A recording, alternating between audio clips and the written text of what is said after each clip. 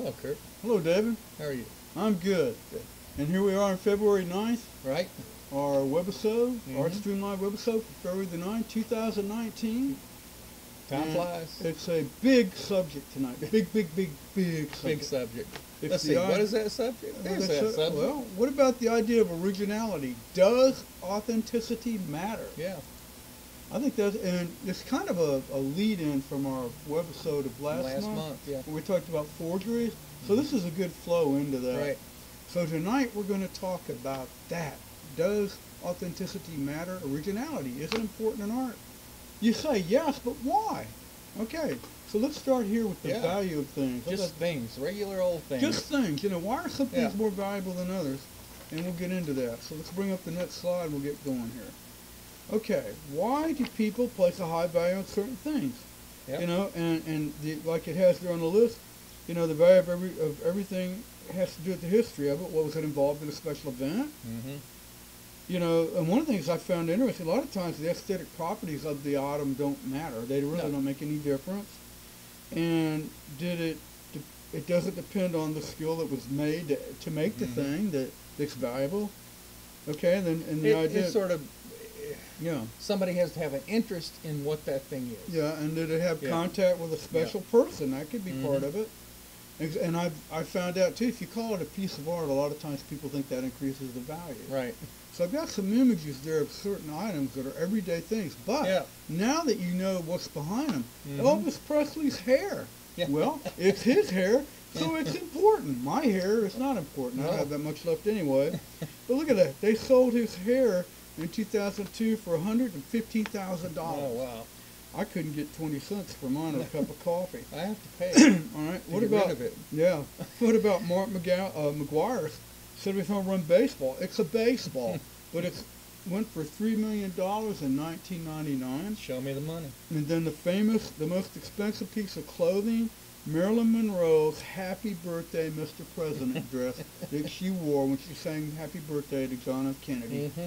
They just sold it in 2016 for $4.8 million. Good grief. So these everyday things, dresses, hair, and a baseball, have incredible value. That's about $5,000 per sequin. Yeah. Yeah. That's what's wild. So objects can take on value depending on what's happened to them, who's been associated with them. What about art? Okay, what about the value of art? Now, let's look into this idea. What makes art valuable? So we'll go to the next one. Here's a big question I think a lot of artists have. Why are some artists famous in life, forgotten in death, and then all of a sudden they get rediscovered? And here's an interesting fellow. I'll let you pronounce the name. You did it so Peter well. Balke. Peter Balke.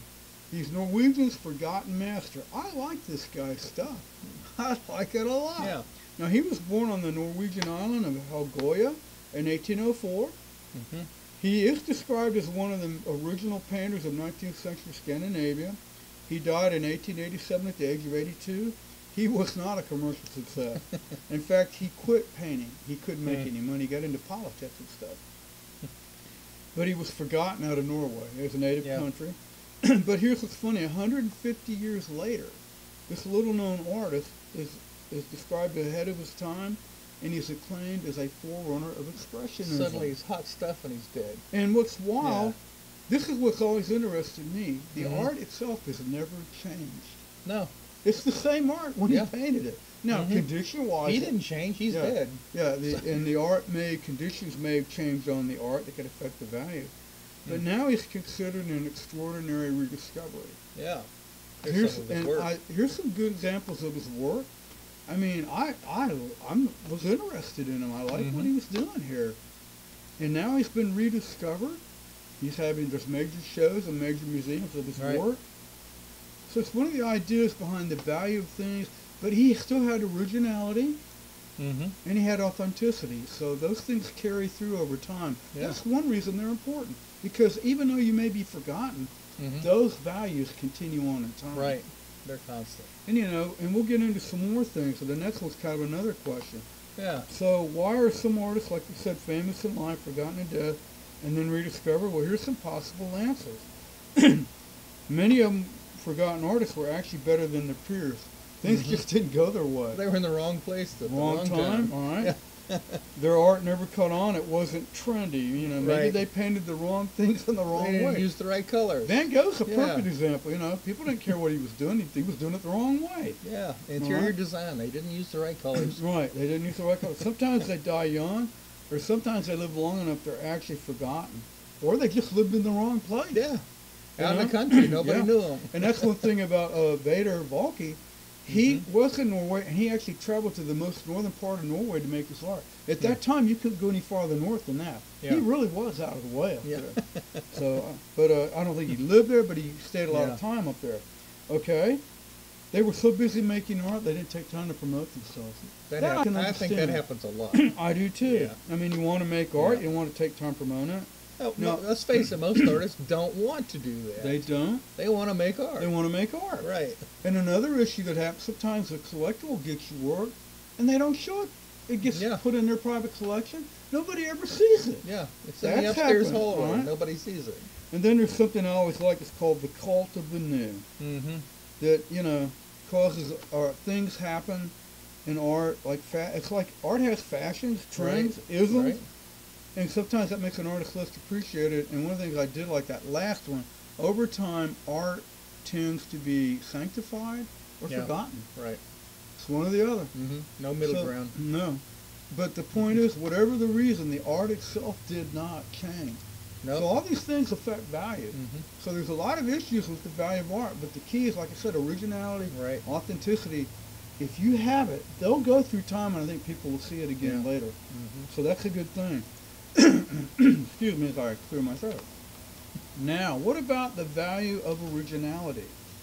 Okay, Yeah. we're going to get into fun one. Now, this is one we did talk about last month in forgery. Yep.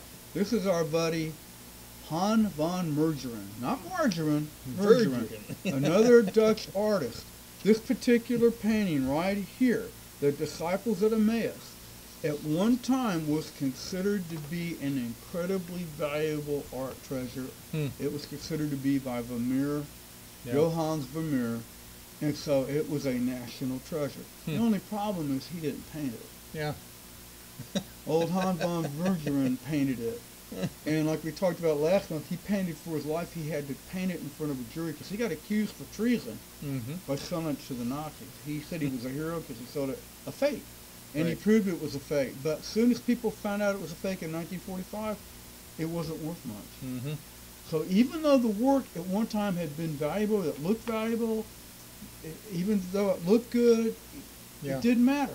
The aesthetic part really didn't have an effect on it. It was well done. Right. Well done enough to Yeah. fool people. Yeah, they couldn't tell it wasn't. Fooled the Vermeer. experts. Yeah. But that changed the whole value of the work. Hmm. So, that leads to the next thing we covered lightly.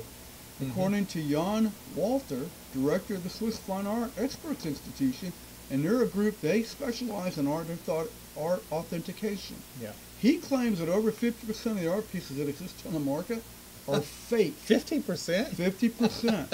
And you know what? I think he's probably right. Wow. I think because there's so much money involved. Oh yeah, big money. Of Big course, money, Yeah. and with technology today, it's so Mm-hmm. easy to fake things. Mm-hmm. And like we talked about last month, there are a lot of people that do it. Oh, along this same line, technology. Mm-hmm. They actually have printers now Right. that are doing art reproductions, paintings in 3D. Mhm. It actually prints the texture of the brush strokes. It prints the impasto. It's going to be impossible. It's nearly impossible to tell Yeah. a copy from the original, and it's right. done by a machine. Well, it's like the one we did that episode on how do you discover that. Yeah. The different. That's what it's going to be. It's going to be scientists in a lab Right. using high-tech technology, microscopes, chemical analysis, infrared, the Because different literally, you wavelengths. can use a magnifying glass and a You microscope, and you can't tell the You difference. would be able to tell. Yeah, they're going to have to Yeah. go into chemical analysis to figure out whether it's real or not. Well, that kind of leads up to the next thing we're going to get into. Yep. Because, okay, well, all right, so now we know, we've looked at it. Many value originality and authenticity in art, but why do they do it? Well, these two gentlemen, Paul Bloom and George Newman, one of them is in the Department of Psychology at Yale, the other one works in the School of Management. They got together and made a study. They used 180 people to conduct an experiment to find out, why is it important? Why does it matter? And so what they did, they got this gentleman here. They used some of his art, and his name is up there as Jim Rilko. And he did these two paintings. He actually did the two paintings. And they used an artist that most people didn't know anything about. Right. And what they did, they took these two paintings. One's called The Son of a Covered Bridge. That's painting A. The other one's called Covered Bridge, painting B. The people had never seen these artworks before, but they were deliberately made similar because that was important for the experiment. So half the group of the people were told that the paintings, there were two paintings that were made by different artists. They just happened to look similar. Yeah. It was a random chance. That's what they were told. The other half of the group was told that one painting was an original artwork by one artist, but the other painting was a copy by a different artist that was inspired by the original art. Okay, that information is given to the two groups, and then they were asked to evaluate the artworks based on the information they were given. So what happened? Well, let's see. Let's see what do you think happened? I think the result. There was a big difference between there was a big difference. The first group that had thought two artists had made the artworks, you know, and they just happened to be close to each other by chance, they gave them similar value to both paintings. Right. That was what they decided. The other group, the second group, valued the piece they considered to be a copy much lower than the one they considered to be an original. They valued the original higher. So this is like a blind double group study. Yeah, I mean, it's sort of, it's the results you'd think you'd get. It's the result, but it's been verified. Now they have proof. They've got some proof, and they did it with a large group, and that's just one experiment they did. They did different experiments. We don't have time to get into all of them. You know, the Euro's at the bottom of the slide, but they want to go look it up. But here's the conclusion that's fun about all this. The appreciation and the value of an artwork does not depend only on its physical appearance or its visual properties. So it doesn't. Bergerman proves that. Right. It looked good, but it didn't matter in the end. All right. Okay. It also depends on the originality of the artist's idea. Initially, I think that is important. Yes. I think it's less important as time passes. It is less important, and when we get to another slide, that'll be something we talk about. It also depends on the level of the artist's involvement in the creative and conceptual process. Now, I found that idea fun. Yeah. Now, it said conceptual process because you got artists that run factories. Yeah, we know one big name. Yeah, and they don't make the art, but they are involved with the concept behind it. And sometimes they're only partially involved with the concept because they have literally board meetings to talk about the artwork. And they have artisans that do it for them, which is another episode of ArtStream Live in the past we talked about. Okay, so that means that's why copies of forgeries will never be considered as valuable. In the end, originality and authenticity do matter. It matters. It really does matter. So it's good to be original, good to be authentic. And I thought, well, let's wrap it up because you brought up a good point. Yeah. This next slide is a quote by Marcel Duchamp. And I love this. It said, 50 years later, there will be another generation and another critical language and an entirely different approach. No, the thing to do is try to make a painting that will be alive in your own lifetime. No painting has an active life of more than 30 or 40 years. After 30 or 40 years, the painting dies. It loses its aura, it loses its imagination, whatever you want to call it. And then it is either forgotten or else it enters into the purgatory of art history. And you're right. What you said, you come back to us, we'll talk a minute about it. You're right. Over time, the idea was original when it hit. Yeah. But over time, it could be totally original, totally undiscovered. Right. And it's totally worthless. Over time. Because I mean, it could be initially, too. You might have an unknown artist come up with a big idea. It's never seen. Never seen. Another artist who has access to publicity, they can come up with the same idea or see the other artist. Yeah, and take it. And suddenly it's a big thing. And you know, I'm not putting Pablo Picasso down, but that's one for artists had. They would not show them his new work. Well, he admitted because he would snatch on it. But what he would do, he would take it in a whole new direction. He would use it as a starting point and really run with it. And they thought, oh man, you know. But you're right, and that it's like that crisis of the new. Right. You got to have something new. So just get every day. They've done studies of the human brain, and it's something that you see over and over and over. Your brain doesn't get as stimulated as much by about the 24 times you've seen it, you're not even picking up activity. Right. They don't even look at it. So, yeah. But I thought that would be a fun quote to end that with. Right. I thought that was a pretty neat quote based on this idea of authenticity and originality.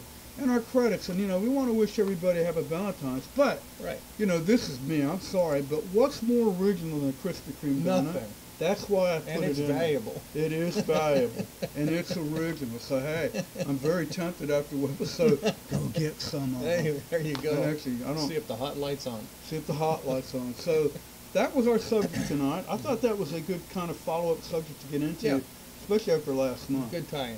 You know, we don't have any idea what's coming next month. No, not at all. It'll be original. Email us. Yeah.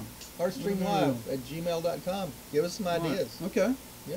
And that's how they can get hold of us. And you can watch our past webisodes on YouTube, Facebook, YouTube. They're all there. Well, they may not all be there, but most of them are. Almost all of them. Almost all of them. Yeah. So we appreciate everybody watching tonight. I hope you enjoyed it. Yep. And like I said, ArtStream Live, hey, we're an original. 100%. 100% authentic. 100% original. What's our motto? We're ahead of our time. That's not it. That's not it. We're too dumb to quit, too hard-headed to stop. We'll get it down on that one day. We need to write it down. We need to write it down. Put it on a bumper but, sticker. But you're right. Yeah. But I thought, you know, we thought this would be something neat to share tonight about art. So. Okay. Well, David, I appreciate you being with me tonight.